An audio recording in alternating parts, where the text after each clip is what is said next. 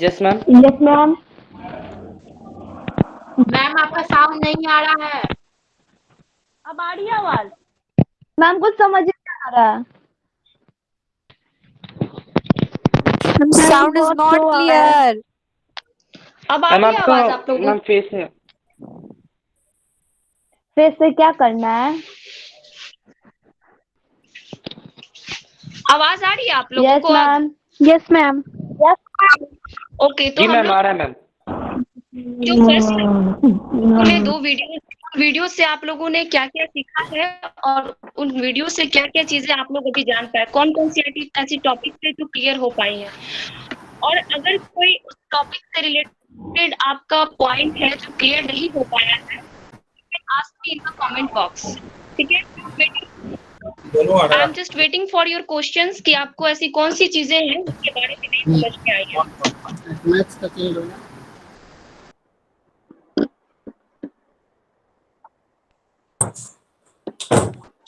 हम लोगों ने जो चैप्टर पढ़ा था हाउ हेलो, उसमें जो पहला टॉपिक था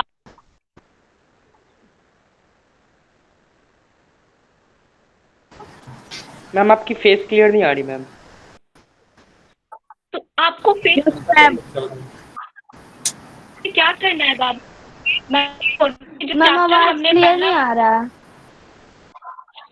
मैम जो हम साउंड लोगों ने क्लियर नहीं आ रहा है। मैम मैम साउंड नहीं आ रहा मैम। आवाज क्लियर नहीं आ रहा है। मैम साउंड नहीं आ रहा। मैम साउंड क्लियर नहीं आ रहा है। बोल ही नहीं रही हूँ स्टूडेंट, आप बोले तो सबको मैं बोलता, आप जा रहे हो, वेट करना होगा।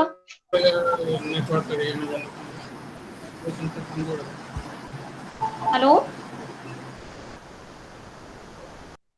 हम लोगों ने जो क्लास 8 को स्टार्ट करा है फर्स्ट चैप्टर पढ़ने के लिए, हाउ व्हेन एंड वेयर, उसमें जो पहला टॉपिक हम लोगों ने पढ़ा था वो ये पढ़ा था कि हाउ डेट्स आर इम्पोर्टेंट। ठीक है, तो हाउ डेट्स आर इम्पोर्टेंट आप सभी को समझ में आई है ना? Someone is just commenting ma'am what is your homework. अभी मैंने होमवर्क के बारे में डिस्कशन करना स्टार्ट नहीं किया है, अभी ढंग से क्लास भी नहीं स्टार्ट हुए, होमवर्क की बात हम बाद में करेंगे, अभी just we are taking the classes. तो हम लोगों ने जो पहला टॉपिक पढ़ा था वो ये पढ़ा था कि हाउ डेट्स आर इम्पोर्टेंट। ठीक है, तो उस डेट्स आर इम्पोर्टेंट टॉपिक में हम लोगों ने बहुत सारी चीजों को देखा था कि पहले जो हिस्टोरियंस होते थे या फिर इतिहासकार होते थे, वो लोग क्या करते थे ना कि वो डेट से बहुत ज्यादा इंप्रेस होते थे, डेट से वो उनको इतना ज्यादा लगाव होता था कि वो कोई भी बुक्स या फिर अपनी राइटिंग्स लिखते थे तो वो लोग किसी की स्टोरी भी अगर लिखते थे तो उसमें सबसे ज्यादा डेट को मेंशन किया जाता था, सबसे ज्यादा वो लोग डेट को ही मेंशन करते थे, बाकी सारी चीजों को बहुत कम मेंशन किया करते थे। तो कभी-कभी क्या होता था कि इसी वजह से उन हिस्टोरियंस के बीच में डिबेट्स भी हो जाते थे या फिर किसी-किसी बात को लेके बहुत खोजबीन भी चालू हो जाती थी कि जिस हिस्ट्री के बारे में वो लिखने वाले हैं, उसका एग्ज़ैक्ट डेट क्या है? सोचो डेट का कितना इम्पैक्ट था उस समय, कितना प्रभाव था कि वो लोग अपने साथ ही डिबेट करने लगते थे बैठ के। ठीक है? तो डेट्स का महत्व आप लोगों को समझ में आया? दूसरी बात, आप लोगों ने बहुत बार ये सुना होगा लोगों को कहते हुए कि I just don't want to study the history as it is all about dates. बहुत लोग ये चीज बोलते हैं कि हिस्ट्री सिर्फ और सिर्फ डेट की चीज होती है, सिर्फ इसमें तारीख याद करने पड़ते हैं, इसके अलावा हिस्ट्री में कुछ होता नहीं है, इस वजह से मुझे हिस्ट्री पढ़ना पसंद नहीं है। शायद आप में से बहुत लोग ऐसे होंगे जो इस चीजों को बोलते होंगे, लेकिन सबसे पहली बात ये है कि हमें ये चीज जानना है कि हिस्ट्री होती क्या है। हो सकता है जो हमारे लाइफ में बहुत सारी ऐसी चीजें होती हैं जो घटित होते रहती हैं, ठीक है, लेकिन उसके बारे में हमें ये नहीं पता चलता है कि एग्जैक्टली है क्या। बहुत सारे हमारे सामने चीजें हमारे डेली लाइफ में हिस्टोरिक चीजें होती रहती हैं या फिर ग्लोबल चीजें होती रहती हैं, लेकिन उसको हम लोग मेंशन नहीं करते हैं क्योंकि ये रोज का होता है। लेकिन कभी कभी क्या होता है कि कोई खास छोटी छोटी चीजें भी इतना खास महत्व देती हैं। जैसे आप कभी घर पे बैठो, एग्जाम्पल आप खुद लो, कभी आप घर पे बैठ के बिस्किट खा रहे हो, ठीक है, बिस्किट खाते खाते अचानक से आपको नहीं लगा होगा कि ये बिस्किट अचानक से मतलब आई कहाँ से इंडिया में, इस बिस्किट को हम लोग यहाँ खा रहे हैं, इंडिया में सबसे पहले किसने खाया होगा, किस स्टेट ने खाया होगा, इस तरह की कई सारी बातें आपके दिमाग में आती हैं। तो हो सकता है कभी आप ट्रेन से ट्रैवल कर रहे हो, विंडो के पास बैठे हुए हो, तो वो ट्रैवल करते-करते क्या होता है, अचानक से मन में ख्याल आता है कि ये जो रेलवेज़ है, उसका इन्वेंशन पहली बार कभी हुआ होगा, कहाँ से कहाँ पहली बार ट्रेन चली होगी। इस तरह से रेल के फील्ड में इतना ज़्यादा कैसे हम लोग आगे बढ़ गए, अब जहाँ देखो वहाँ Aman Raj, just stop doing these comments. आप यहाँ पढ़ने के लिए हो। चैप्टर्स को समझने की कोशिश करो, आपके नो, नेवर, आप अपने फैमिली में सबको कोऑपरेट करते हो, इसलिए टीचर्स के साथ भी कोऑपरेट करना सीखो। यस शिवम सागर मैम, मुझे क्वेश्चन पूछना है। Yes you can ask.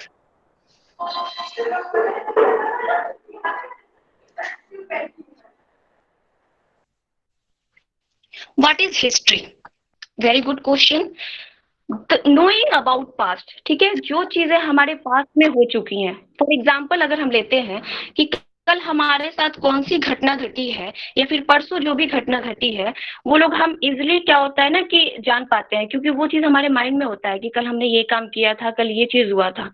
हो सकता है कि 1 साल पहले की अगर हम बात करते हैं तो कुछ चीजें हमें 1 साल पहले की नहीं याद होती हैं, बट आसपास कोई अगर मिल जाता है जो उस घटना में शामिल हो या फिर उसने देखा हो या फिर नहीं भी देखा हो तो उसे उस घटना के बारे में पता हो, तो उसके थ्रू भी हमें 1 साल पहले की जानकारी मिल जाती है। लेकिन अगर बात यहाँ 2000 साल पुराना, 1000 साल पुराने चीजों की हो रही है, तो हम कैसे जान पाते हैं?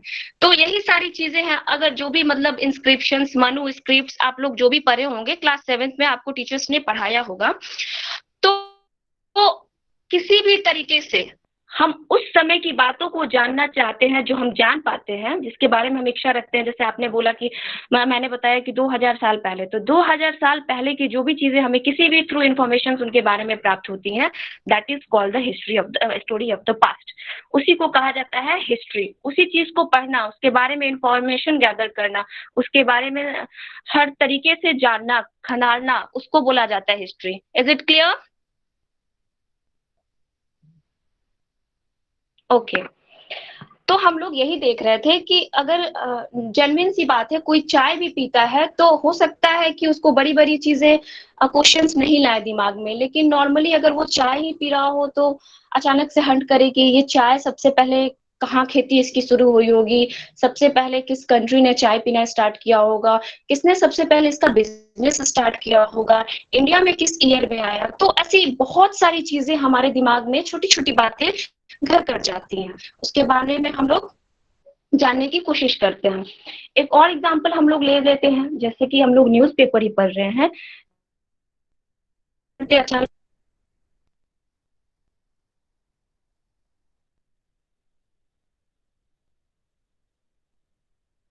मैम माइक म्यूट हो गया मैम आपका।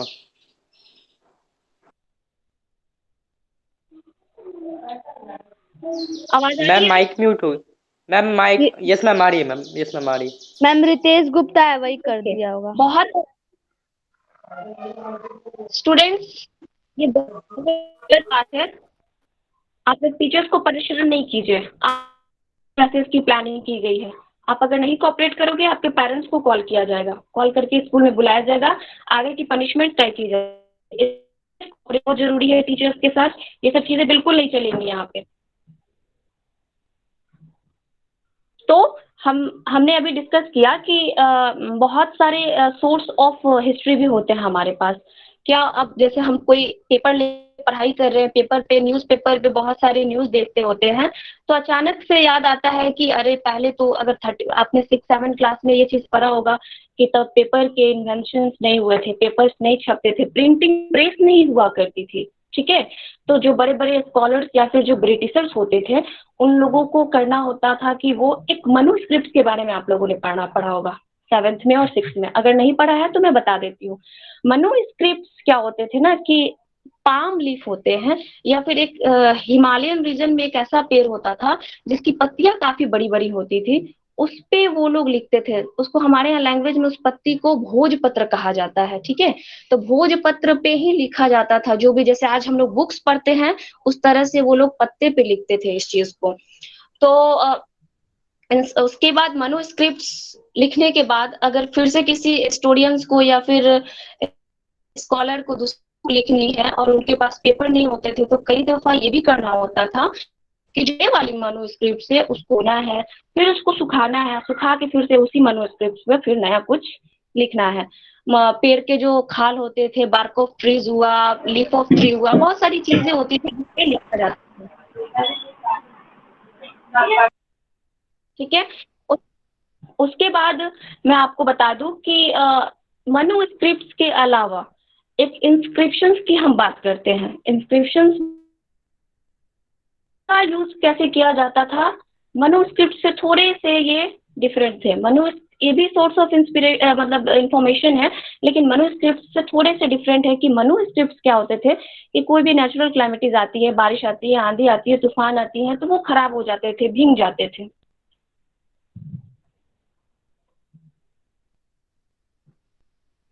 Sabita Gupta, what are you writing? A life is used by writing something is known as manuscript. Not this is not life. This is leaf. Okay, and this type of leaves are found in the Himalayan region. मैंने पहले ही आपको clear किया है, इसलिए आप questions करो, आप बातों को सुनने की ज्यादा कोशिश करो, ठीक है, तब जाके चीजें क्लियर होंगी। इंस्क्रिप्शंस की अगर हम बात करते हैं, तो इंस्क्रिप्शंस थोड़े से मनुस्क्रिप्ट से डिफरेंट है। वो कैसे? तो इंस्क्रिप्शंस जो होते थे हार्ड सरफेस पे, हार्ड सरफेस बोले उन पे खुद के लिखा और है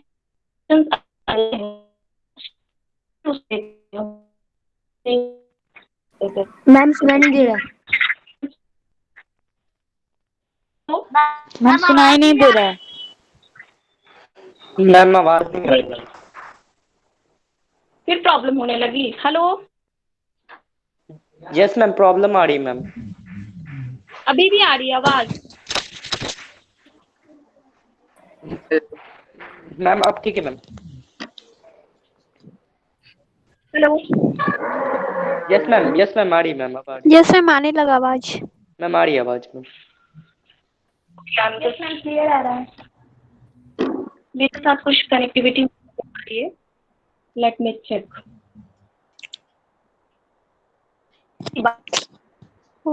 यार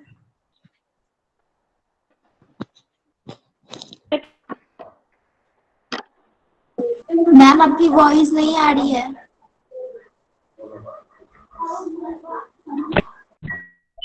मैम कहाँ गए? मैम आपकी वॉइस नहीं आ रही।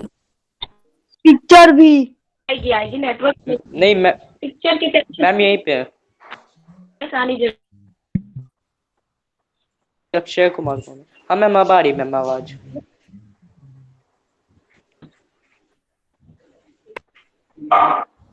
Hello,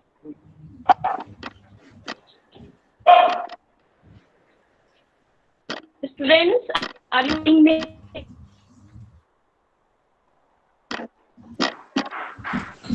no ma'am. किसी ने ये मैम आवाज नहीं आ रहा।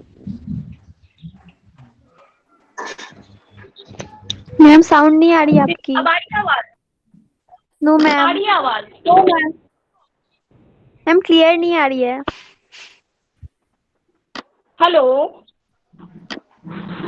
यस मैम आने लगी। मैम क्लियर नहीं आ रही मैम आवाज आप। हेलो हेलो, यस मैम अब आ रही मैम। मैम को भी आ रहा है, मैम को भी नहीं आ रहा।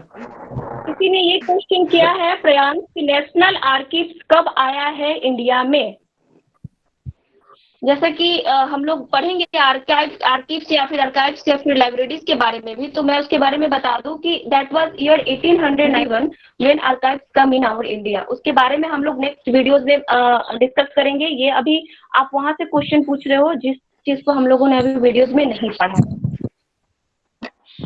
हालांकि ये बता देती हूँ मैं इसका आंसर कि 1891 में जो आर्काइव्स था उस इंडिया में आया था। तो हम लोग इंस्क्रिप्शंस की बात कर रहे थे। तो इंस्क्रिप्शन जो होते थे वो मनुस्क्रिप्ट से थोड़े डिफरेंट होते थे। मनुस्क्रिप्ट किसी कारणवश खराब भी हो जाते हैं, तो इंस्क्रिप्शंस की खासियत किसी हार्ड मेटल्स हो गए और पिलर्स हो गए या फिर स्टोन्स हो गए। तो आज भी लेकिन प्रॉब्लम ये है कि अभी भी उसमें कौन सी स्क्रिप्ट का यूज किया गया है, किस लिपि में लिखा है।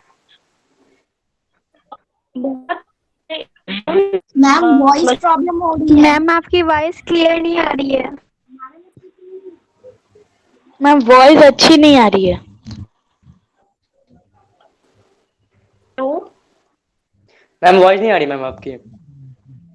वॉइस नहीं आ रही है। मैम वॉइस नहीं आ रही है आपकी।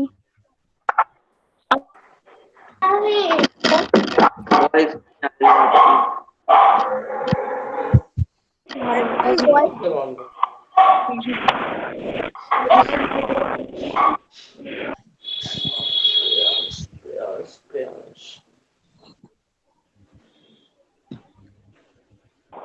बोलो मैम। मैम कहाँ गए? मैम चली गई। घर पे गई। घर ही पे तो है। मैम कहाँ है? अरे हम लोग क्या पता, हम लोग कोई अंतर्यामी थोड़ी है जो बता दे।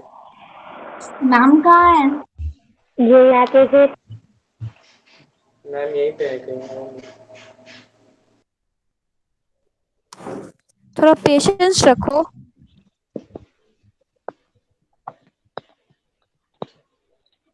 हेलो। हेलो।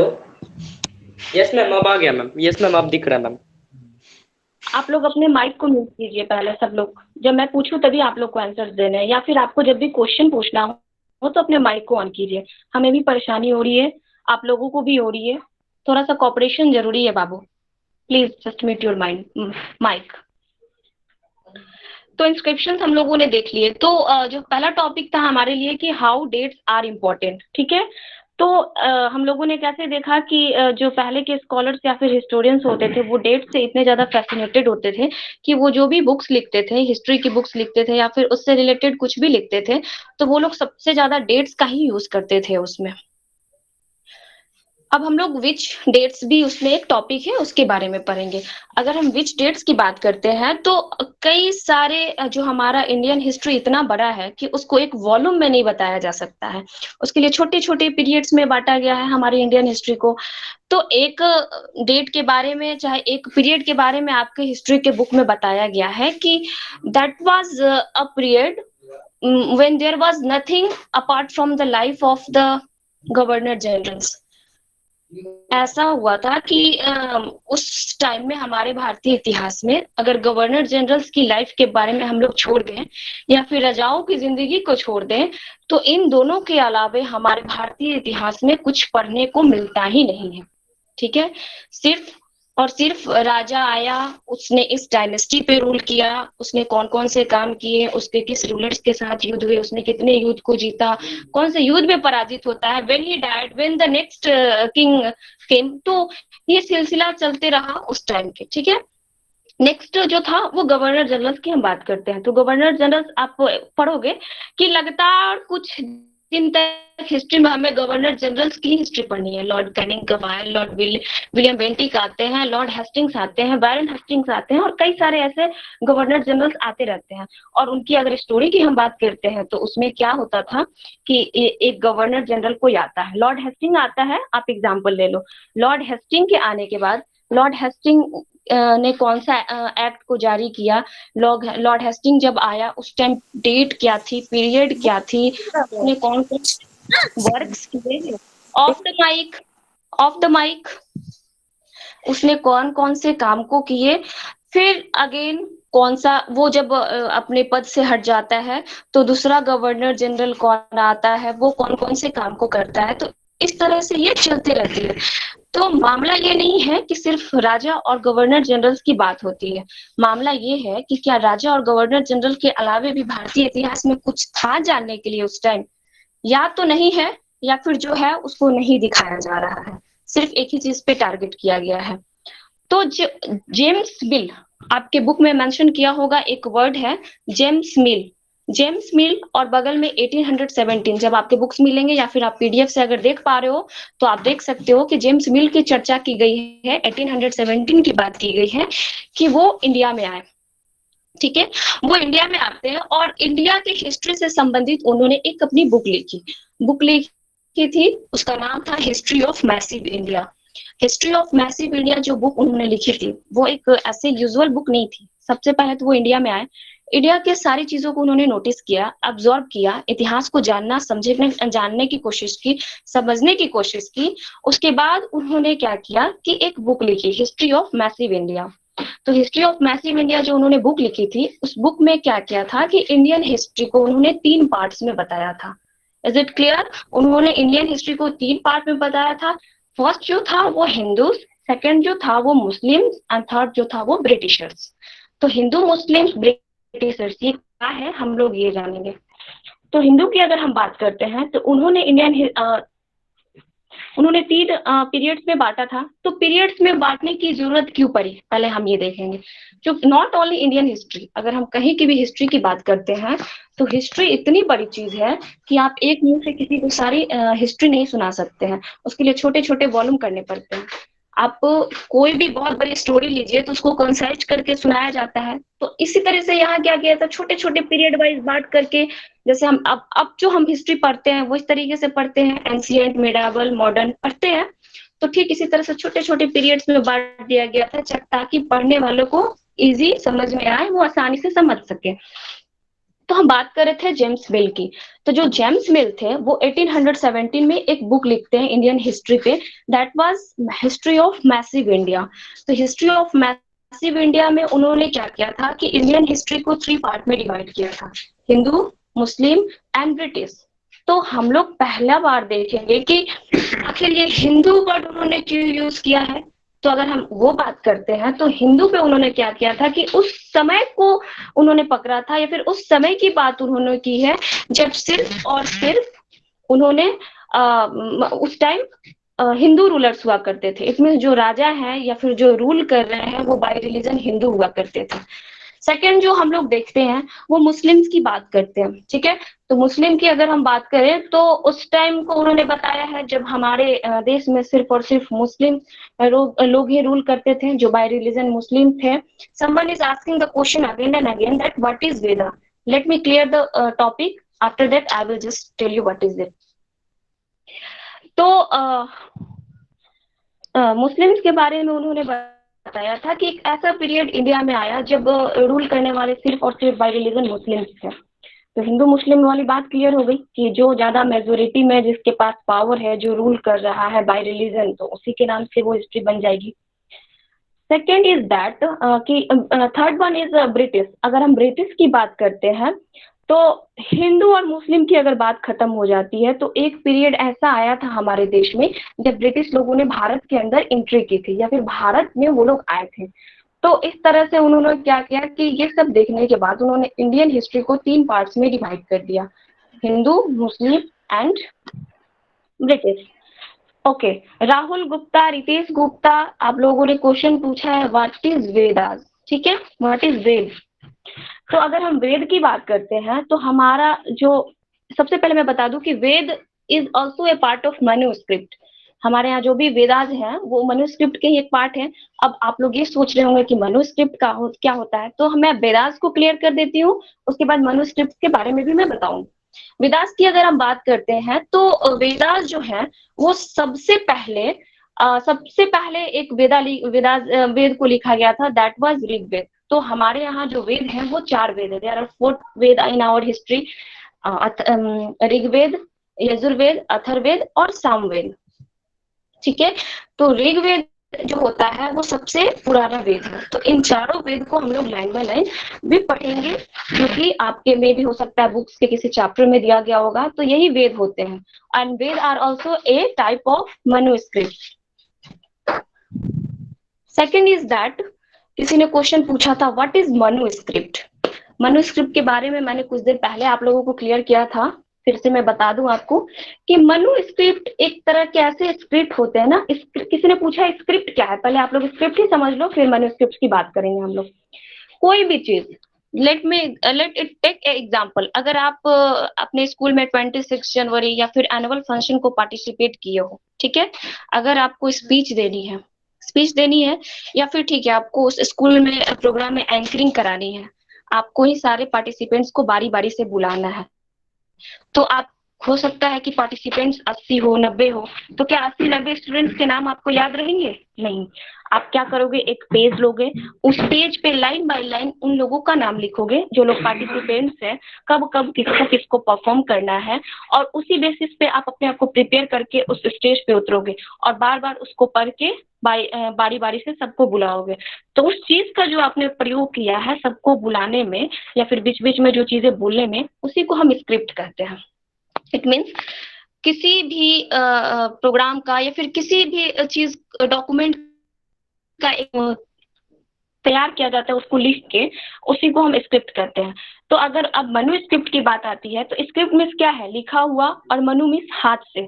तो ऐसा स्क्रिप्ट जो हाथ से लिखा होता था उसको मनु स्क्रिप्ट कहते थे। अब मनु स्क्रिप्ट अर्थ तो हो गया कि ये हाथ से लिखे रहते हैं, लेकिन इनकी क्या क्या खासियत थी, ये कैसे लिखे जाते हैं थे, ये भी हम जानेंगे। तो मनु स्क्रिप्ट जो होते हैं वो क्या है ना, हमारे सोर्स ऑफ इंफॉर्मेशन। जो हम हिस्ट्री पढ़ते हैं तो हिस्ट्री तो हम जानते ही है कि व्हाट इज हिस्ट्री, या फिर तो ठीक है हिस्ट्री हम जानते हैं, लेकिन ये भी है कि हम how we come to know about the history, हम हिस्ट्री को जानने में कैसे सक्षम हो पाते हैं। तो बहुत सारे सोर्सेस को हमें लेने होते हैं कि these are the sources through which we are able to know about our past. जैसे हो सकता है क्वाइंस के बारे में आपने पढ़ा होगा, सिक्के। तो सिक्के ऐसी चीजें होती थी ना कि जैसे हम लोग अशोक के बारे में पढ़ते हैं तो उससे संबंधित सिक्के हमें मिले, तो कुछ ना कुछ उस सिक्का पे हो सकता है अशोक की तस्वीर बनाई होगी या फिर अशोक से रिलेटेड कुछ ऐसी बातें लिखी होंगी जो सीधे हम लोग को उस एरा में लेके जाती है कि अरे ये तो सिक्का अशोक के काल का है।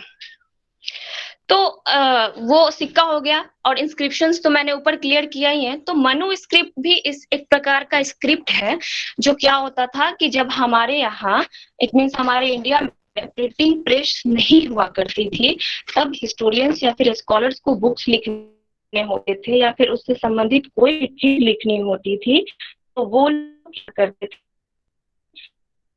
हिमालयन रीजन में उगाया जाता था या फिर उसके छाले पे वो लोग उसको साफ करके और अपनी स्टोरी लिखते थे। जो बुक आज से कलरफुल तरीके से मिल जाती है, उस तरह की बुक्स अवेलेबल नहीं होती थी, वो पेड़ के छालों पे ही या फिर पेड़ के पत्तों पे ही लिखा जाता था। तो उन्हीं को हम मनु स्क्रिप्ट कहते थे।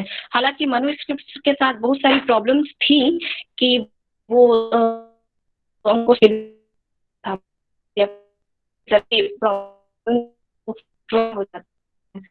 वही आपको मैम आवाज नहीं आ रही है। मैम आवाज क्लियर नहीं आ रही है। मैम आवाज क्लियर नहीं आ रहा।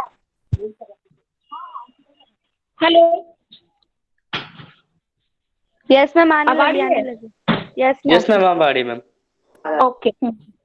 यस मैम आ रही है। कि Warren Hastings first governor general of India, किसी ने ये कमेंट किया है। मैं बता दूं आप लोगों को, जब मैं गवर्नर जनरल की बात कर रही थी तो मैं ये नहीं बता रही थी कि कौन गवर्नर जनरल पहले आया और कौन गवर्नर जनरल बाद में आया। मैं बस एग्जांपल लेके आप लोगों को बता रही थी कि एक समय ऐसा था हमारी हिस्ट्री में जब सिर्फ और सिर्फ गवर्नर जनरल्स की ही बात की जाती थी। आप लोग ज्यादा से ज्यादा चीजों को सुनने की कोशिश करो, ऑब्जर्व करने की कोशिश करो, ठीक है। स्टोन पिलर किसी ने लिखा है, यस। स्टोन पिलर से हम लोग आराम से इंस्क्रिप्शंस पा सकते हैं। स्टोन पिलर्स पे भी इंस्क्रिप्शंस लिखे जाते थे। वो एक एग्जांपल है इंस्क्रिप्शन का कि अगर हम कहीं घूमने जाते हैं तो वो पिलर्स हमें बहुत सारे देखने को मिलते हैं। वो खुदा हुआ बहुत सारा चीज हमें मिलता है।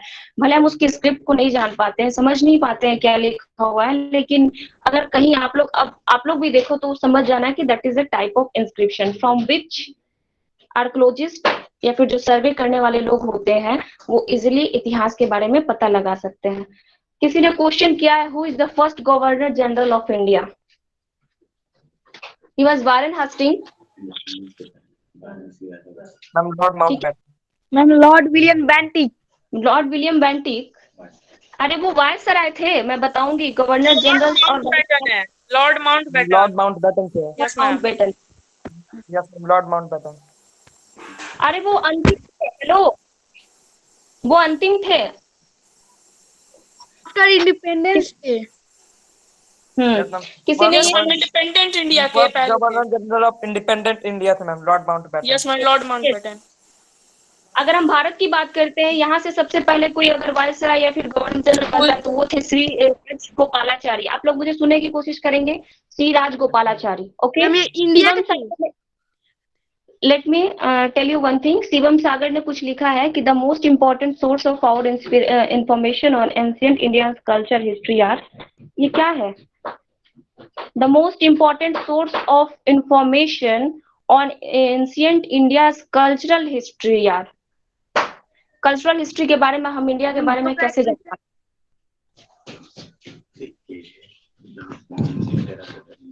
आप कहीं जाते हो या फिर कहीं सुने होगे टेराकोटा की मूर्तियां मिलती है। टेराकोटा मूर्तियां जो पक्की मूर्तियां होती हैं, जिनको आग में जला के बनाया जाता था, पक्की ईंटों की मूर्तियां होती थी।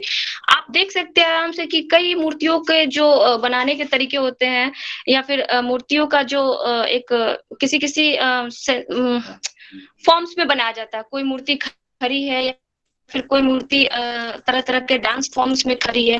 तो बहुत सारे डांस फॉर्म्स जो हमारे यहाँ आज के हैं, उसको उन मूर्तियों को देख के हम लोग रिलेट कर सकते हैं कि अरे वाह, तब भी डांस हुआ करते थे। और उसी का दूसरा रूप हमारे सामने इस डांस फॉर्म के रूप में आया है। ठीक है, the most important source of, हाँ मैंने बता दिया। What is iron pillar? एक तरह का पिलर। आयरन आपको पता है, लोहा, लोहे के पिलर को आयरन कहा जाता है। ये इंस्क्रिप्शन का नहीं आया।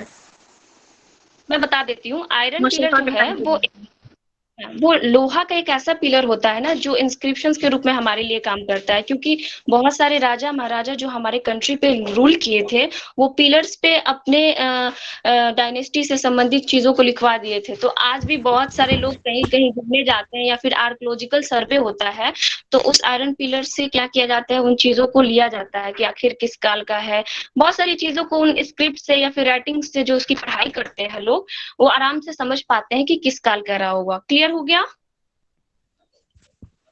Yes ma'am. The granary discovered at Harappa was located. This is not the question from your chapter. ठीक है, हम इंडियन हिस्ट्री की बात कर रहे हैं अभी। आप हड़प्पा सिविलाइजेशन में जा रहे हैं 600 BC के बारे में, तो वो आगे हम बात करेंगे। जो मूर्ति वगैरह की बात होगी ना, वो हम लोग बात करेंगे। तो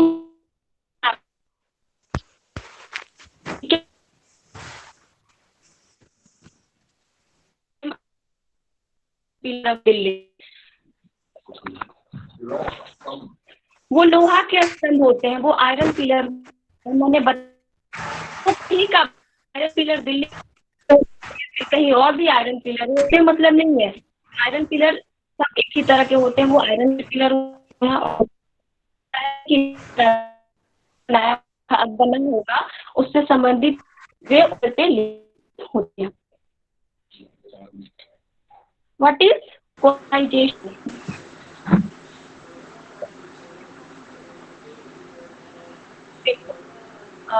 हमारे यहाँ जब ये जेम्स मिल की बात हो जाती है 1870 में, उसके बाद दूसरे ब्रिटिश जो हमारे यहाँ आते हैं, ठीक है, तो उन लोगों ने इंडिया की कंडीशन को देखा, तो उन लोगों को बड़ा शॉक लगा कि इंडिया की स्थिति ऐसी, यहाँ तो अपर कास्ट के लोग, ब्राह्मण, वैश्य और शूद्र जो थे या फिर क्षत्रिय थे, तो वो लोग तीनों चारों मिलके क्या करते थे, शूद्र के ऊपर रूल करते थे। मैंने अभी बताने की कोशिश की थी आप लोगों को, लेकिन तब तक आप लोगों के क्वेश्चन स्टार्ट हो गए हैं। मुझे ये चीज आपको पढ़ाना था, मैं आपको स्टार्टिंग से ले बताती हूँ। तो ईस्ट इंडिया कंपनी जो भारत में हमारे यहाँ एस्टेब्लिश हुई थी, उसको कॉलोनाइजेशन कहा गया था। उसी प्रक्रिया को कॉलोनाइजेशन कहा गया था। आप लोग चैप्टर से संबंधित बातें तो कर ही रहे हैं, बहुत सारे इधर उधर के चैप्टर से भी क्वेश्चन ला रहे हैं। उन्होंने क्या किया कि अपना राज्य यहाँ स्थापित किया, अपनी इंडस्ट्रीज स्थापित की, सारे पावर्स अपने हाथ में लिए, इंडिया को अपने रिसोर्स की तरह यूज किया, यहाँ के लोगों को अपने तरीके से जिस तरह से चाहा यूज किया। तो इसी चीज को जो है कॉलोनाइजेशन का नाम दिया गया है हमारे हिस्ट्री में। तो जेम्स मिल ने सारे क्वेश्चंस आप लोगों को क्लियर हो गए, तो हम लोग आगे बढ़ते हैं कि जेम्स मिल ने क्या किया था कि इंडियन हिस्ट्री को 3 पार्ट में बांटा था। बात हो गई वहां तक। अब क्या है कि मैंने बताया कि एक समय ऐसा था कि सिर्फ राजा महाराजा या फिर बता रही हूँ मैं, सिचुएशन लोग पढ़ेंगे इसके बाद वाला जो मैं आपसे डिस्कशन करने जा रही हूँ टॉपिक वही है। तो क्या था कि सिर्फ गवर्नर जनरल्स की बात होती थी, तो राजा महाराजा और गवर्नर जनरल के अलावा हमारे भारत में ऐसी बहुत सारी चीजें हो रही थी जिसकी बातें करना बहुत जरूरी था। लेकिन प्रॉब्लम क्या था कि इन दोनों के अलावा उन प्रॉब्लम्स को बिल्कुल ही दबा दिया। उस समय क्या था, जो सोसाइटी था हमारा इंडियन सोसाइटी, वो उसमें कास्ट जो थे, सबसे ऊपर ब्राह्मण आते थे, उसके बाद क्षत्रिय आते थे, उसके बाद नीचे शूद्र या फिर दलित आते थे। तो शूद्र जो थे उनकी कंडीशन की चर्चा की गई है हमारे बुक में कि ब्राह्मण और क्षत्रिय शूद्र के साथ इतना अमानवीय व्यवहार करते, उनको बहुत ज्यादा टॉर्चर करते थे कि उनमें टच नहीं होते थे, उनको छूते नहीं थे या फिर उनकी छुई हुई चीजों को नहीं खाते थे। इवन ऐसा होता था कि शूद्र लोगों को गांव में एंट्री नहीं दिया जाता था, और अगर कभी एंट्री मिल गई तो दिन के समय में वो आते थे गांव में। ऐसा क्यों? क्योंकि दिन के समय आप लोग को पता है ना, परछाई थोड़ी छोटी होती है, या फिर मैम आवाज परछाई क्लियर थोड़ी नहीं छोटी। है। अब आ रही है आवाज? Yes ma'am.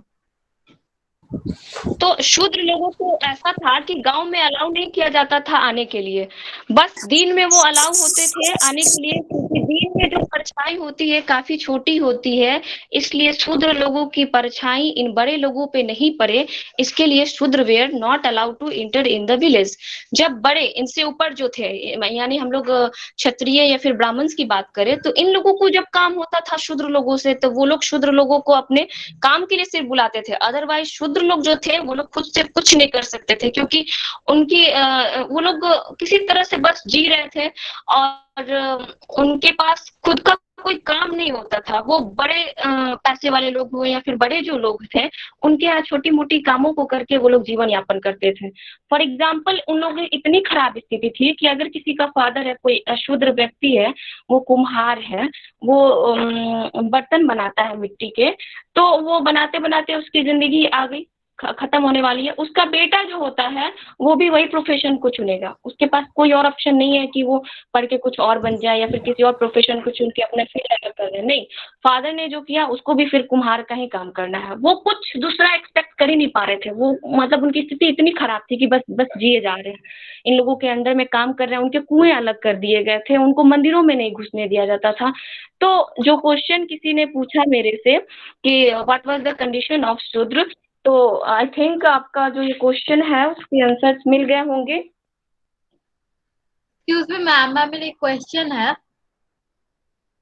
यस मैम हाँ, yes I am getting. Ma'am, उन लोग को मंदिर में आने को नहीं दिया जाता था, बट उन्हीं के द्वारा बनाए हुए दिए को मंदिर में जलाया जाता था।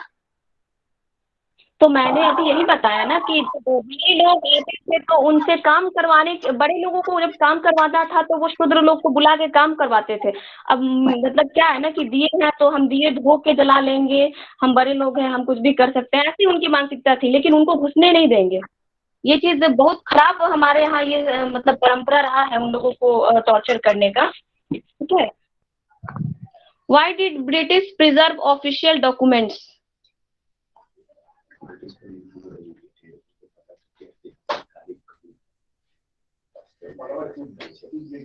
उन्होंने क्या किया था कि ऑफिशियल डॉक्यूमेंट्स को इसलिए प्रिजर्व किया था कि they were much more educated in comparison to अस।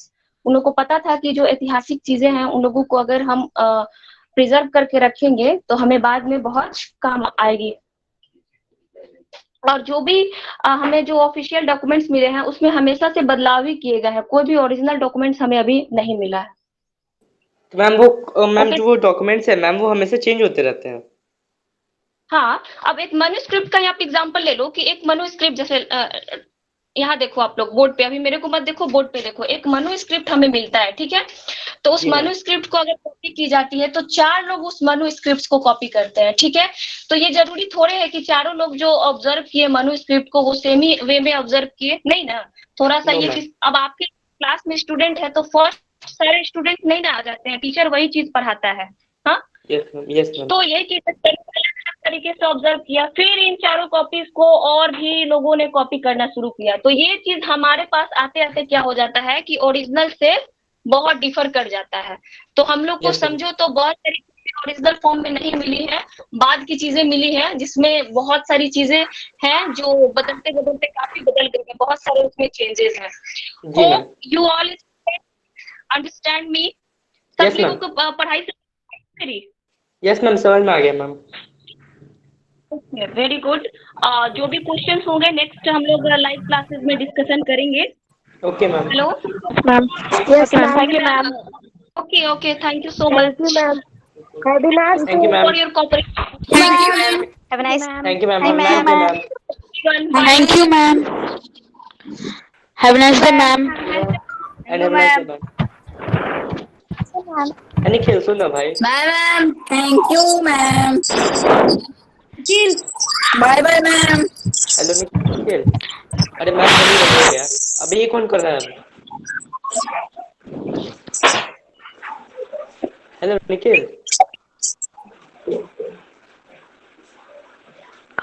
अर्पिता। हाँ बोलो। श्रेया। हाँ बोल।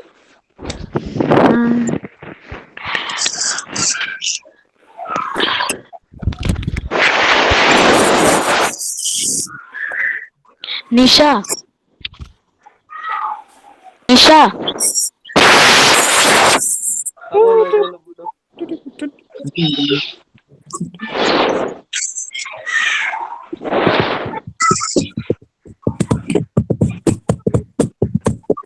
बस कौन बजा रहा है? नंदू मत बजा भाई। ए नंदू मत बजा।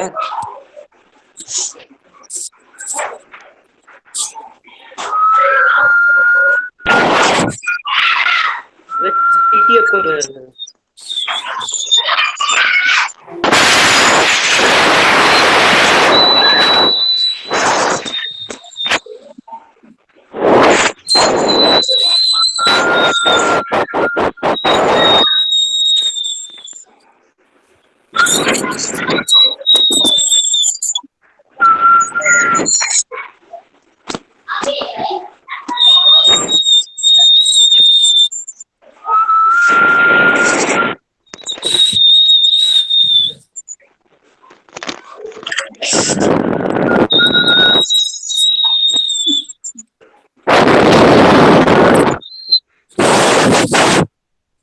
ए नंदू।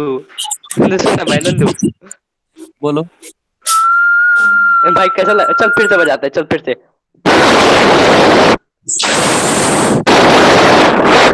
नंदू फिर से बजा ना भाई।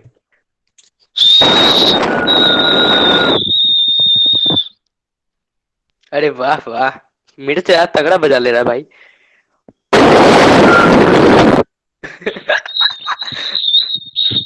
तो बोलो तो। और बता हम ही से हैं। भाई नंदू। हम्म।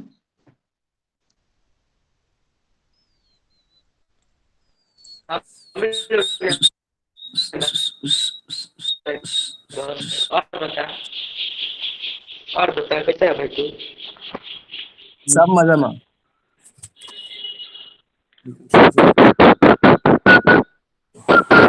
या हम लोग को निकलना चाहिए भाई ग्रुप से। सब चला गया सब, बस हम ही दोनों बचे।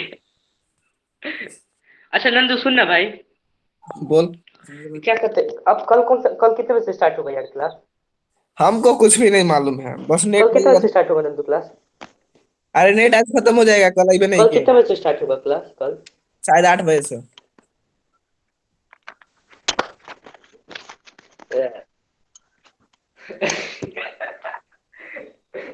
ना मेरा मेरा है, अभी मेरा डला है, अभी फिलहाल में डला है। मेरा कल खत्म मेरा हो भी जाएगा। दौड़ेगा। ठीक है नंदू, हम भी जा रहे भाई, ठीक ना? जा न जा, हम यहीं पे रहेंगे। मेरा है अभी, मेरा अभी भी भरा है। भरा है तो चला। ठीक है तो हम जा रहे, बाय। हाँ मेरा भरा हुआ है।